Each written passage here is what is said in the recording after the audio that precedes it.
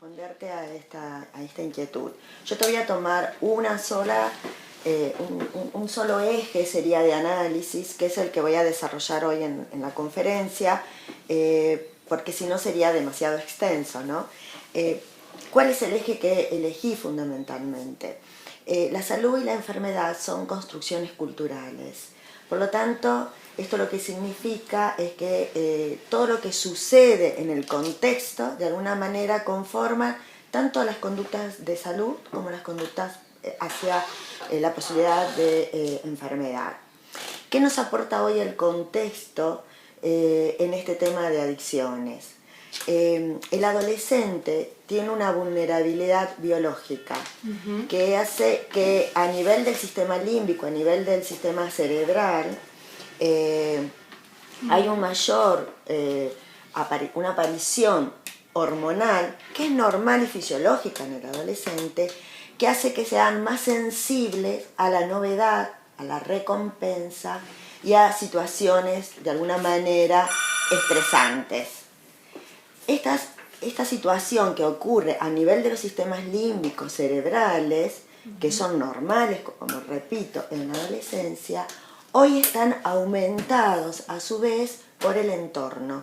El entorno le ofrece de alguna manera todas estas situaciones que potencian y amplifican esta situación normal del adolescente a nivel neurofisiológico cerebral.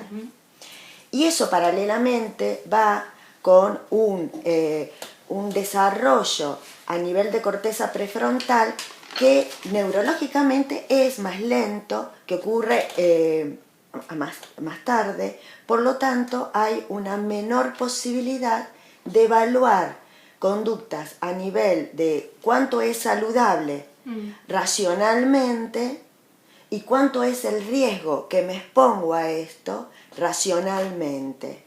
Entonces, ante esta situación neurológica normal del adolescente, el adolescente ha aprendido desde lo cultural, desde el entorno, a vivir en riesgo y a tener placer con esto, amplificado por la cultura. Por lo tanto, hay situaciones neurológicas normales en el sistema límbico, en el sistema de recompensa, pero por el otro lado, el contexto social hace que se amplifique esto y promueve y potencia este sistema dopaminérgico, se llama, de tener placer por esto, a pesar de que racionalmente pueda darse cuenta que esto lo lleva a situaciones a largo plazo perjudiciales, pero no puede postergar esa necesidad de placer actual, de tener placer ahora. Justamente, si uno aparece o trata de analizar este contexto que yo te estoy hablando, donde hay una promoción de todos estos estímulos de recompensa, de novedad y de riesgo, desde las teorías de Bandura, que son teorías un poco antiguas, uno ve de que el impacto de la imitación a través de lo que se propone de los medios de comunicación y lo que hacen todos los pares, o sea que los propios adolescentes, el grupo de adolescentes promueve esto, tienen un impacto importante. Si uno analiza cada uno de los en el proceso del procesamiento de la información del entorno hacia lo interno del adolescente, vemos que el impacto en cada uno de estos de la atención, la comprensión, la racionalidad, tiene poco impacto. Pero ¿qué sucede? Requieren saturación para que esto sea aprendido. Y la realidad es que el contexto da saturación. Lo que yo voy a mostrar en la conferencia justamente es la saturación que ofrece el entorno de distintas maneras. ¿De qué manera? Por ejemplo, las canciones. Las canciones que escucha el adolescente, hay en algunos grupos que el 99% de lo que promueven o promocionan estas canciones desde las letras es el consumo, es en pro al consumo de sustancias. Claro, una canción en sí misma no tiene un impacto, pero la saturación de estas canciones, si decimos que el 99% de estas canciones están promoviendo, hay otros grupos que tienen el 55% y hay otros estilos, porque para cada grupo de adolescentes ellos se adhieren a distintos estilos musicales. No es lo mismo a lo mejor la fiesta rap, que tienen un cierto consumo, porque se promueven ese tipo de consumo, que en los otros grupos musicales de rock o los grupos de, diferentes estilos. Claro. Por el otro lado, los videojuegos. Tanto los videojuegos que no hablen de sustancias es un cambio de la percepción. O sea, hay todo un cambio de cómo entra ese impacto hacia el cerebro, cómo se procesa y cómo se actúa y se acciona a través de eso.